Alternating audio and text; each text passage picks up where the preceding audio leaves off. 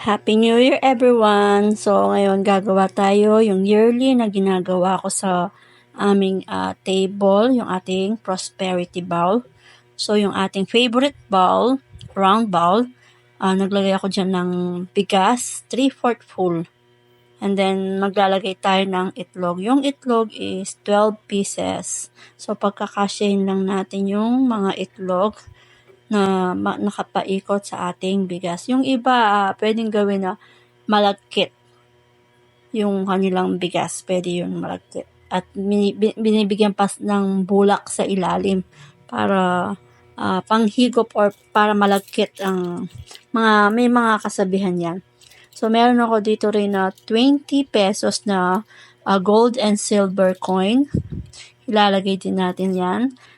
So, paikot natin ilagay sa ating itlog yung 12 pieces na gold and silver na 20 pesos.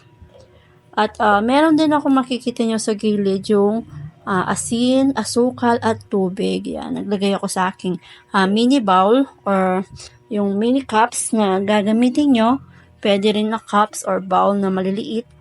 Lagyan ng asukal, tubig, at asin. So, tatlo yun pa. Tapos meron na tayong bigas.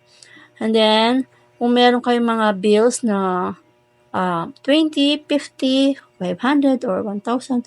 So, ako gamit ko dito ay 50 pesos. So, 12 pieces, i-roll lang natin.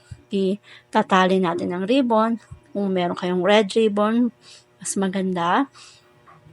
So, pag nailagay na natin lahat yung ating naka-roll na bills, meron akong cinnamon. So, yung galing dun sa Christmas tree ko, yung dati pa na pinang-decor ko. So, mas maganda may cinnamon at bay leaves or dahon ng laurel. So, meron din ako dyan. So, yung bay leaves ko, hindi siya malaki, maliliit lang. Kaya, isisiksik ko na lang dito sa ating cinnamon bark. Ayan. So, after na nalagay ng cinnamon bark, meron din ako mga gold coins. Nakabili ako yung may chocolate. So, maganda rin na ilagay yan. Kung meron kayo, ipalibot lang natin sa ating itlog. So, yan. 12 pieces din yan yung ating gold coins na chocolate na nabibili sa mga candy store. Ayan. So, next nating ilagay, kung meron kang mas malaki pa sa orange, pwede rin, or pineapple, kung meron kayo. And then, naglagay ako ng candle, kahit na anong candle yan, yung candlestick na nilalagay, ganon. Para buksan na lang sa midnight yung pagsalubong ng New Year. So, yan, ready na yung ating prosperity bowl for good health, good vibes, positive vibes. Siyempre, yung wish natin, 10 wish, ilalagay ko sa ating ampaw. And then, ilalagay na natin sa ating prosperity bowl. Yan yung last thing na ginawa ko.